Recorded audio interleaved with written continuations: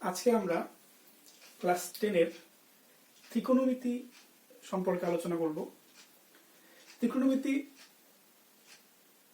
গণিতের একটা বিশেষ শাখা, যেমন জ্যামিতি, পাটিগণিত, বীজগণিত, সেরকমই ত্রিকোণমিতি একটা গণিতের বিশেষ শাখা, যার উদ্ভব হয় বা উদ্ভব করেন গ্রিক দার্শনিক বা জ্যোতির্বিদ বা গণিতজ্ঞ হিপারকাস সর্বপ্রথম এই শাখাটির উদ্ভব করেন। আমরা যদি ত্রিকোণমিতি এই নামটাকে বিশ্লেষণ করি তাহলে দেখতে পারবো এখানে দুটো জিনিস বা দুটো পদ আছে। প্রথম পদটি হলো ত্রিকোণ, আর পরের পদটা হলো মিতি। ত্রিকোণ বলতে আমরা কি বুঝি? যেহেতু ত্রিভুজের নামকরণ কি করে হয়েছিল, ত্রিভুজের তিনটি বাহু থাকার জন্য ত্রিভুজকে আমরা ত্রিভুজ নামকরণ করেছি, কারণ ত্রিভুজের তিনটা বাহু আছে। সেই একইভাবে যদি আমরা একটু ভালো করে বলতে চাই যে ত্রিভুজের যেহেতু তিনটি কোণ আছে, ত্রিভুজকে আমরা ত্রিকোণ বলতে পারি। ত্রিকোণ বলতে বোঝাচ্ছে এখানে ত্রিভুজ, আর মিতি মানে পরিমাপ করা। সর্বপ্রথম যখন ত্রিকোণমিতির উদ্ভব হয় তখন ত্রিভুজের বাহু, কোণ, ক্ষেত্রফল এইসব নির্ণয়ের জন্যই সর্বপ্রথম ত্রিকোণমিতির উদ্ভব হয়।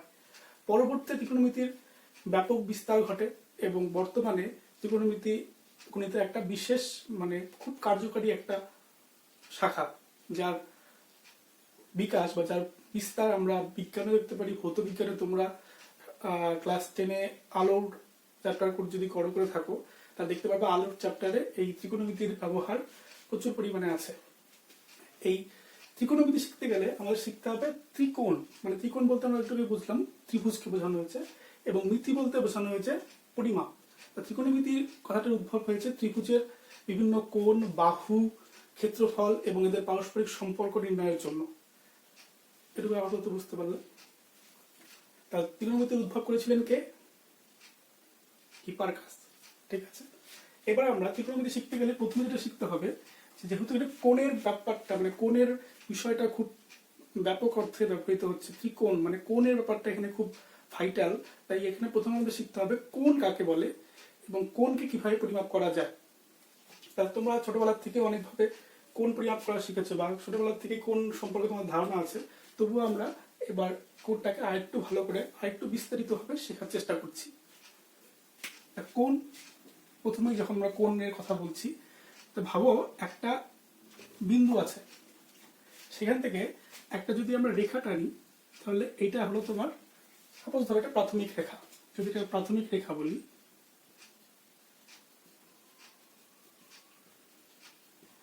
এবং এই রেখাটাকে বা এই বিন্দুটাকে স্থিরভাবে কেন্দ্র করে বা এই বিন্দুটাকে স্থির ধরে যদি আরো একটি রেখা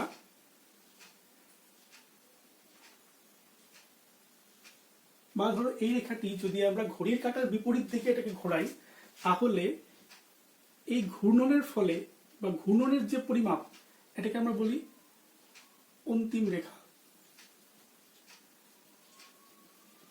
ইংরেজিতে এটাকে বলা হয় ইনিশিয়াল লাইন, এটাকে বলা হয় টার্মিনাল লাইন। এই প্রাথমিক রেখা এবং অন্তিম রেখার মধ্যবর্তী যে পরিমাপ বা যে ঘূর্ণনটা হলো, সেটাকে আমরা কোণ বলে অভিহিত করি। সবাই বুঝতে পারলে? তাহলে কোণ মানে কি? প্রাথমিক রেখা এবং অন্তিম রেখার মধ্যবর্তী যে ঘূর্ণনের পরিমাপটা। প্রাথমিক রেখাকে যদি আমরা এভাবে ঘোরাই অ্যান্টি ক্লকওয়াইজ ঘড়ি কাঁটার বিপরীত দিকে, তাহলে যে ঘূর্ণনের পরিমাপটা হয় সেটা হলো কোণ।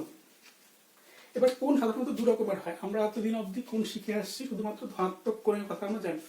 তোমরা হয়তো ধনাত্মক কোণ নামও জানো না। তোমরা 60 degree, 30 degree, 50 degree, 25 degree, 120 degree, 90 degree কথা শুনে থাকবে, কিন্তু এগুলো আসলে ধনাত্মক, এগুলোকে পরিমাপ করা হয় ঘড়ির কাঁটার বিপরীত দিকে। ঠিক একই রকম করে যদি এই অন্তিম রেখাটা বা প্রাথমিক রেখাটাকে যদি আমরা ঘড়ির কাঁটার দিকে ঘোরাতাম, তাহলে যে কোণটা উৎপন্ন হতো সেটাকে বলতাম আমরা ঋণাত্মক কোণ। এটাকে আমরা বলবো কি? ধনাত্মক কোণ।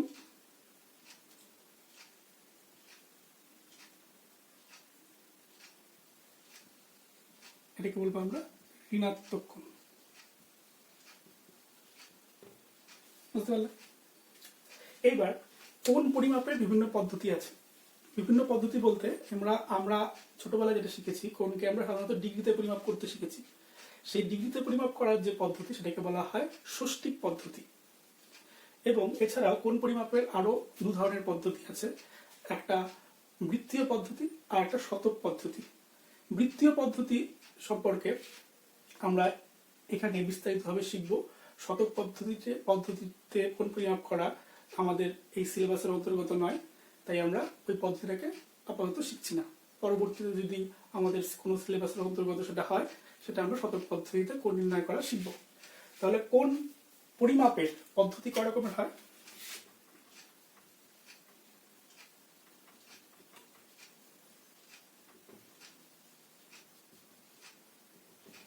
প্রথমত 3 রকমের। 1 নম্বর ষষ্ঠিক পদ্ধতি,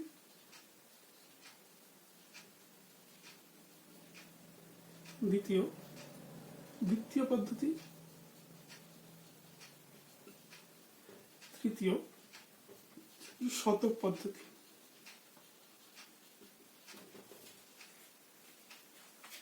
ঠিক আছে, প্রথমে আমরা শিখি যে বৃত্তীয় পদ্ধতিতে কোণ কি করে পরিমাপ করতে হয়। এবং বৃত্তীয় পদ্ধতিতে কোণ পরিমাপ করা যেহেতু আমরা আগের থেকেই জানি, ডিগ্রি সম্পর্কে ধারণা আছে, কিন্তু বৃত্তীয় পদ্ধতিতে শুধুমাত্র ডিগ্রি একমাত্র একক নয়, ডিগ্রির সঙ্গে আরো বিভিন্ন একক আছে, সেগুলো সম্পর্কে আস্তে আস্তে আমরা একটু ধারণা নিই। তাহলে প্রথমে আমরা শিখি ষষ্ঠিক পদ্ধতি। ষষ্ঠিক পদ্ধতি কি করে কোণ পরিমাপ করতে হয়।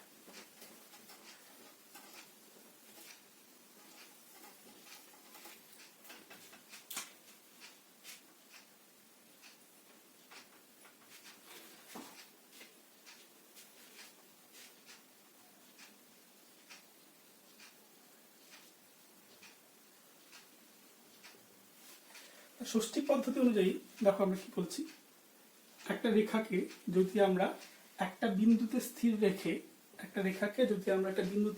রেখে তাকে যদি আমরা অ্যান্টি ক্লকওয়াইজ অর্থাৎ ঘড়ির কাঁটার বিপরীত দিকে যদি ঘোরাই, তাহলে এর কেন্দ্রে মানে ঘড়ির কাঁটার বিপরীত দিকে যদি ঘোরাই এবং একবার পূর্ণ আবর্তন যদি করি, মানে এই রেখাটাকে একবার ঘড়ির কাঁটার বিপরীত দিকে ঘুরিয়ে সম্পূর্ণ একবার আবর্তন করে যদি আবার পূর্বের স্থানে নিয়ে আসি, তাহলে ষষ্ঠিক পদ্ধতিতে বলা হয়েছে যে এখানে 360 ডিগ্রি কোণ উৎপন্ন হবে। তোমরা মনে থাকবে তোমাদের ক্লাস 8-এ হয়তো বৃত্তকলা নিয়ে একটা অঙ্ক ছিল, বৃত্তকলার। সেখানে দেখবে একটা পূর্ণ বৃত্তকলার মান ছিল কি 360 ডিগ্রি। তার মানে দেখো ওটার সঙ্গে যদি রিলেট করতে পারো তোমাদের বুঝতে সুবিধা হবে। একটা রেখাকে একটা বিন্দুতে ফিক্সড বা একটা বিন্দুতে স্থির রেখে তাকে যদি ঘড়ির কাঁটার বিপরীত দিকে আমরা সম্পূর্ণ একবার আবর্তন করি এবং পূর্বের স্থানে যদি ফিরে নিয়ে আসি, তাহলে যে কোণটা উৎপন্ন হবে সেটাকে আমরা বলবো 360 ডিগ্রি। বুঝতে পারলে? এবার একইভাবে যদি ওই রেখাটাকে যদি আমরা এমন ভাবে ঘড়ি কাঁটার বিপরীত দিকে ঘোরাই যাতে একটা রেখা মানে প্রাথমিক অবস্থানের তুলনায় প্রাথমিক রেখার সঙ্গে যদি অন্তিম রেখাটা পরস্পর লম্ব হিসেবে থাকে, তাহলে সেই কোণটাকে আমরা বলবো কত? 90 ডিগ্রি।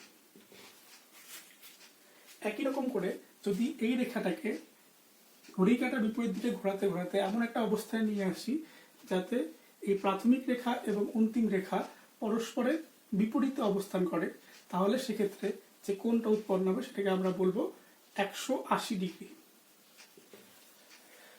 বুঝতে পারলে? ঠিক একইভাবে যদি আমরা এই রেখাটাকেই আবার একটা বিন্দুতে স্থির রেখে যদি আবার 180 থেকে আরো ঘুরিয়ে যদি এরকম অবস্থানে নিয়ে আসতে পারি, তাহলে এই কোণটা যেটা উৎপন্ন হবে সেটা হলো 270 ডিগ্রি। বুঝতে পারলে? এবং একবার পূর্ণ আবর্তন কমপ্লিট করলে সেটাকে আমরা বলবো 360 ডিগ্রি। সবাই ক্লিয়ার? তাহলে ষষ্ঠিক পদ্ধতিতে কোণ পরিমাপের একক কি? প্রথমে আমরা শিখলাম যে ষষ্ঠিক পদ্ধতিতে একক হলো ডিগ্রি। ষষ্ঠিক পদ্ধতিতে একক কি? ডিগ্রি। এটা সবাই জানি আমরা। তাছাড়াও ডিগ্রি ছাড়াও আরো দুটো একক আছে। সেই এককটা হলো, একটা হলো মিনিট আর একটা হলো সেকেন্ড। এবার আমরা শিখবো যে এই ষষ্ঠিক পদ্ধতিতে 3টে যে একক আছে, ডিগ্রি, মিনিট এবং সেকেন্ড, তাদের মধ্যে কি কি সম্পর্ক আছে। প্রথমে দেখো 1 ডিগ্রি সমান সমান 60 মিনিট। মিনিটকে এই চিহ্ন দ্বারা বা এই এককটাকে এভাবে লেখা হয়, এটার অর্থ হলো 60 মিনিট। তাহলে 1 ডিগ্রি মানে কত? 60 মিনিট। ঠিক একইভাবে যদি আমরা 1 মিনিট ইকুয়াল টু দেখি, 1 মিনিট ইকুয়াল টু হবে 60 সেকেন্ড। সেকেন্ডকে এই চিহ্ন দ্বারা ব্যবহার করা হয়, ঠিক আছে, মানে হলো 60 সেকেন্ড। ঠিক একইভাবে যদি ডিগ্রিকে আমরা সেকেন্ডে কনভার্ট করতে চাই, তাহলে 1 ডিগ্রি ইকুয়াল টু হবে 3600 সেকেন্ড।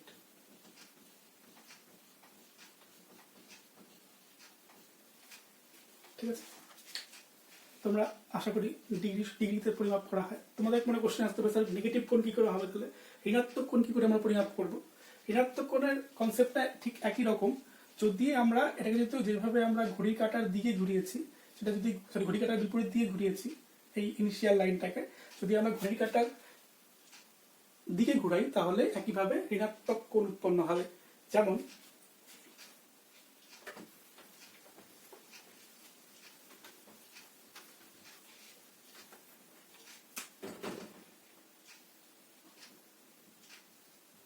ধরো এই বিন্দুতে এই প্রাথমিক বা ইনিশিয়াল লাইনকে যদি আমরা ঘড়ির কাঁটার বিপরীত দিকে ঘোরাই, যদি একইভাবে এই লম্বভাবে অবস্থান করে, তাহলে এই কোণটাকে আমরা বলবো -90 ডিগ্রি।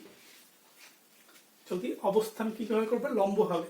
এই ইনিশিয়াল লাইন এবং টার্মিনাল লাইন মানে প্রাথমিক বাহু বা প্রাথমিক রেখা এবং অন্তিম রেখা যদি পরস্পরের লম্বভাবে অবস্থান করে, তাহলে এই কোণটাকে আমরা কি বলবো, ঋণাত্মক কোণ বা ঋণাত্মক 90 ডিগ্রি, যেহেতু এটা ঘড়ির কাঁটার দিকে ঘুরেছে। ঠিক আছে, একইভাবে যদি এই কোণটাকে আমরা যদি ঘড়ির কাঁটার বিপরীত দিকে পরিমাপ করি, তাহলে এই কোণটা হচ্ছে 270 ডিগ্রি। বুঝতে পারলে? কারো কোনো অসুবিধা? আমি একটা ভালো ছক আঁকিয়ে তোমাদের বুঝিয়ে দিচ্ছি কি করে কোণ পরিমাপ করতে হয়, তাহলে তোমাদের বুঝতে আরো সুবিধা হবে।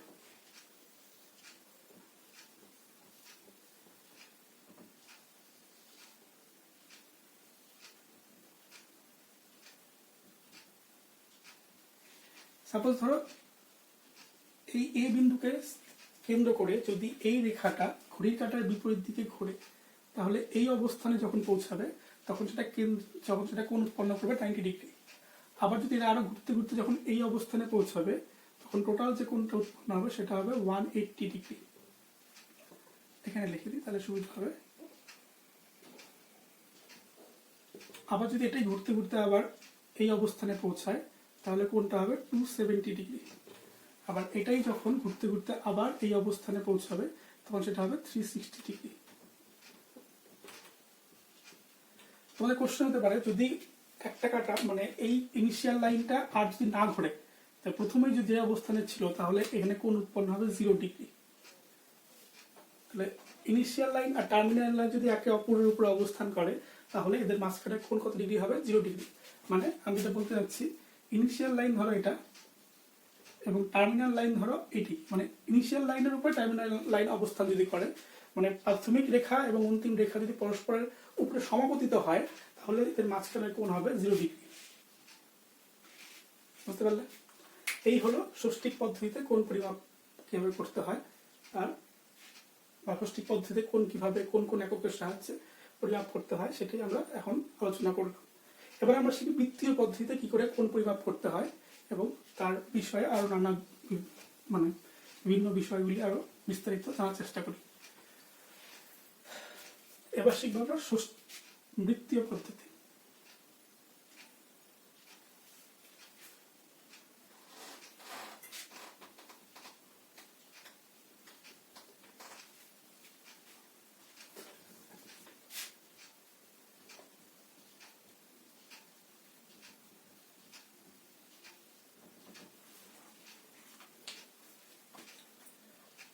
তা বৃত্তীয় পদ্ধতি এটা আমাদের কাছে নতুন, কারণ এর আগে আমরা ডিগ্রি ছাড়া কোনো এককেই কোণ পরিমাপ করিনি। তার বৃত্তীয় পদ্ধতি শিখতে গেলে প্রথমে জানতে লাগবে প্রথমে জানতে হবে যে বৃত্তীয় পদ্ধতিতে কোণ কি করে পরিমাপ করতে হয়। তা প্রথমে আমরা বলি বৃত্তীয় পদ্ধতিতে কোণ পরিমাপের একটা, তার আগে দেখি আমরা যে বৃত্তীয় পদ্ধতিতে কোণ পরিমাপের একক কি। বৃত্তীয় পদ্ধতিতে কোণ পরিমাপের একক হলো রেডিয়ান। বৃত্তীয় পদ্ধতিতে কোণ পরিমাপের একক রেডিয়ান। ঠিক আছে, বৃত্তীয় পদ্ধতিতে কোন পরিমাপ একক হলো রেডিয়ান। ঠিক আছে, এবার শিখি যে এক রেডিয়ান কাকে বলে। ভালো করে একটু মন দিয়ে শুনবে তোমরা যে এক রেডিয়ান কাকে বলে। যদি একক ব্যাসার্ধের একটা বৃত্ত হয়, একটা বৃত্ত যার ব্যাসার্ধ হলো একক, তোমরা ধরতে পারো একক বলতে, যদি সাপোজ ধরো একক বলতে আমরা 1 সেন্টিমিটার ধরে নিই। একক ব্যাসার্ধ মানে যার বৃত্তের ব্যাসার্ধটা 1। ঠিক আছে, একক ব্যাসার্ধের বৃত্ত, ধরো বৃত্তের নাম হলো অকেন্দ্রীয় বৃত্ত। একক ব্যাসার্ধের বৃত্ততে একক বৃত্তচাপ, কি বললাম, একক ব্যাসার্ধের বৃত্ততে একক বৃত্তচাপ, সাপোজ ধরো এই বৃত্তচাপটা 1 সেন্টিমিটার, কেন্দ্রে যে কোণ উৎপন্ন করবে সেটাকে আমরা বলবো 1 রেডিয়ান। রেডিয়ানকে এই অক্ষর দিয়ে প্রকাশ করা হয় সি। বুঝতে পারলে কি বললাম? একক ব্যাসার্ধের একটা বৃত্তের একক বৃত্তচাপ, মানে বৃত্তচাপটা দৈর্ঘ্য হবে 1 সেন্টিমিটার। সাপোজ যদি আমরা এটাকে 1 সেন্টিমিটার ধরি ব্যাসার্ধটা, তাহলে বৃত্তচাপটা ব্যাসার্ধ কত হবে? 1 সেন্টিমিটার। একক ব্যাসার্ধের বৃত্তচাপ কেন্দ্রে যে কোণ উৎপন্ন করবে তাকে বলবো আমরা 1 রেডিয়ান। ঠিক আছে, তোমাদের মনে তোমাদের আরো একটা বিস্তারিত যদি বলি, তাহলে একক ব্যাসার্ধের বৃত্তচাপ যদি কেন্দ্রে 1 রেডিয়ান কোণ উৎপন্ন করবে, তাহলে 2 সেন্টিমিটার ব্যাসার্ধের বৃত্তচাপ 2 রেডিয়ান কোণ উৎপন্ন করবে। সেই একইভাবে যদি এই সম্পূর্ণ বৃত্তচাপ মানে পরিধিটা, বৃত্তের পরিধিটা কেন্দ্রে কত কোণ উৎপন্ন করবে সেটা বলতে পারবে তোমরা? একটু ভালো করে ভাবো, যদি বৃত্ত মানে সম্পূর্ণ বৃত্তচাপ মানে সম্পূর্ণ পরিধিটা কেন্দ্রে কি কোণ উৎপন্ন করবে। তাহলে দেখি এই বৃত্তের একটা পরিধি বের করি। এই বৃত্তের পরিধি কত হবে? আমরা জানি বৃত্তের পরিধির সংজ্ঞা ও সূত্র কি? বৃত্তের পরিধির সূত্র হলো 2πr। বুঝতে পারলে? যেহেতু এই বৃত্তের ব্যাসার্ধ কত 1, সেহেতু এই r এর জায়গায় কত বসবে? 2π × 1 মানে হলো 2π। এবার দেখো কি বলছিলাম, একক বৃত্তচাপ কেন্দ্রে 1 রেডিয়ান কোণ উৎপন্ন করে। 2 সেন্টিমিটারের বৃত্তচাপ কেন্দ্রে 2 সেন্টিমিটারের 2 রেডিয়ান কোণ উৎপন্ন করবে। সেরকম সম্পূর্ণ বৃত্তচাপটা কেন্দ্রে কত উৎপন্ন করবে? কত কোণ উৎপন্ন করবে? 2π রেডিয়ান।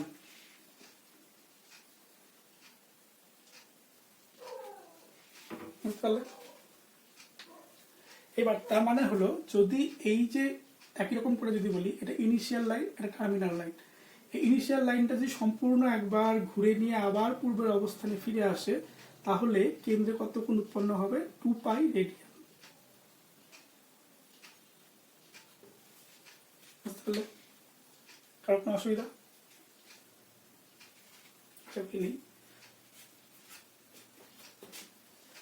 তার মানে এখন আমরা শিখবো যে বৃত্তীয় পদ্ধতি এবং ষষ্ঠিক পদ্ধতির মধ্যে কি সম্পর্ক।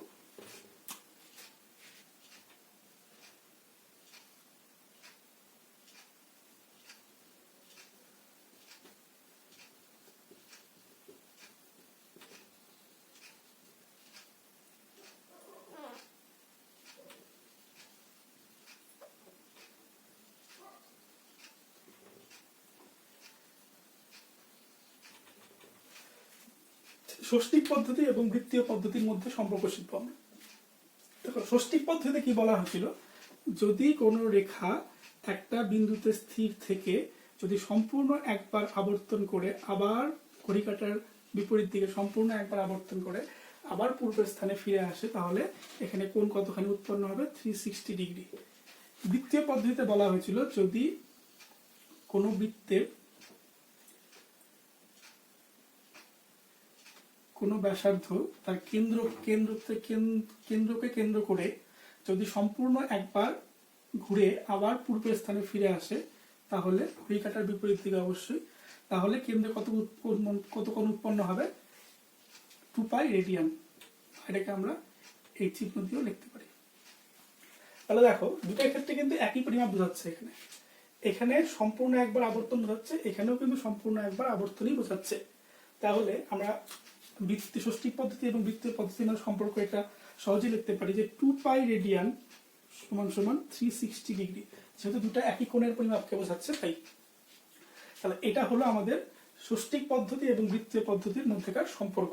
ঠিক আছে, এখান থেকে আমরা দেখো, এটা দুইটা কি আছে, এখানে গুণ, এপাশে গেলে কি আছে? ভাগ। তাহলে পাই রেডিয়ান ইকুয়াল টু কত বলতে পারি আমরা? 360/2 কাটাকাটি করলে কত হয় 180 ডিগ্রি। তাহলে পাই রেডিয়ান মানে কত 180 ডিগ্রি। ঠিক আছে, এবার যদি বলি আমরা 1 রেডিয়ান মানে কত, তাহলে 1 রেডিয়ান, তাহলে পাইটাও কি এখানে গুণ আছে, এপাশে গেলে কি ভাগ হয়ে যাবে 180/পাই। তাহলে 1 রেডিয়ান মানে কত 180/পাই, এত ডিগ্রি হবে তোমার 1 রেডিয়ানের মান। ঠিক একইভাবে যদি আমরা এই সম্পর্ক থেকেই বা এই সম্পর্ক থেকেই, যেহেতু 180 degree equal to pi radian বেরোচ্ছে, ঠিক আছে, তাহলে 1 ডিগ্রি ইকুয়াল টু কত হবে, 1 ডিগ্রি ইকুয়াল টু কত হবে পাই রেডিয়ান বাই 180 ডিগ্রি। তো যখনই আমরা 1 রেডিয়ান এবং 1 ডিগ্রির মান পেয়ে গেলাম, তখনই আমরা বিভিন্ন ডিগ্রিকে রেডিয়ানে কনভার্ট করতে পারবো এবং রেডিয়ানকেও ডিগ্রিতে কনভার্ট করতে পারবো। কি করে দেখো, আমরা প্রথমে পেলাম এখানে আমরা 1 রেডিয়ান ইকুয়াল টু কত পেলাম 180 ডিগ্রি বাই পাই। আর এখানে কি পেলাম 1 ডিগ্রি ইকুয়াল টু কত হবে পাই রেডিয়ান বাই 180। ঠিক আছে, এবার যদি তোমাকে বলে, আমরা প্রথমে আগে ডিগ্রি অঙ্কটা করার চেষ্টা করি, তাহলে তোমরা ভালো করে রিলেট করতে পারবে। সাপোজ যদি বলে তোমাকে 30 ডিগ্রি ইকুয়াল টু কত রেডিয়ান, বা 30 ডিগ্রিকে আমরা বৃত্তীয় পদ্ধতিতে যদি বের করি তাহলে কত পাবো। তো যেহেতু 1 রেডিয়ান মানে এত, তাহলে 1 ডিগ্রি মানে এত রেডিয়ান, তার মানে 30 ডিগ্রি মানে কত হবে, তাহলে 30কে এত দিয়ে গুণ করতে হবে। বুঝতে পারছেন কি বলতে চাইছে, 1 ডিগ্রি মানে এত রেডিয়ান, তার মানে 30 ডিগ্রি মানে কত হবে 30 ইন্টু এটা, তাই না, 30 ইন্টু পাই রেডিয়ান বাই 180। ঠিক আছে, তাহলে 0 0 ক্যান্সেল করে দিয়ে আমরা 3 দিয়ে কাটলে 3 6 18, তাহলে 30 ডিগ্রি ইকুয়াল টু কত পেলাম আমরা পাই বাই 6 রেডিয়ান। বুঝতে পারলে, একই রকম করে যদি আমরা 60 ডিগ্রির মান বের করি, তাহলে 60 ডিগ্রি ইকুয়াল টু কি হবে, যেহেতু 1 ডিগ্রি মানে এত, তাহলে 60 ডিগ্রি ইকুয়াল টু কত হবে 60 কে আরো দ্বিগুণ করতে হবে,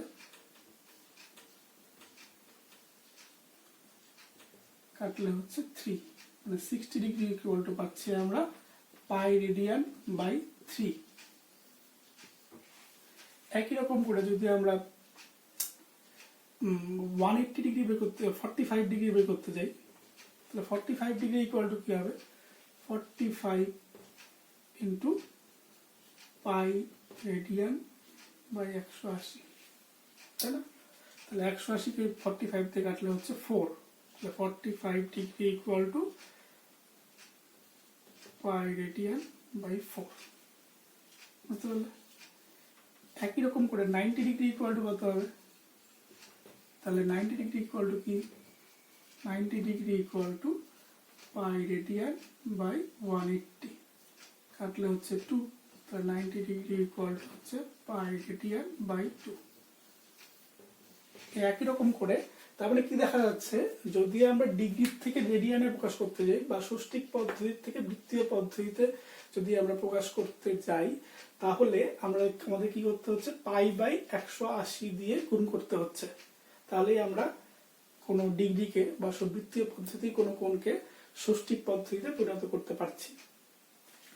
একই রকম করে যদি আমাদের বলা হয় যে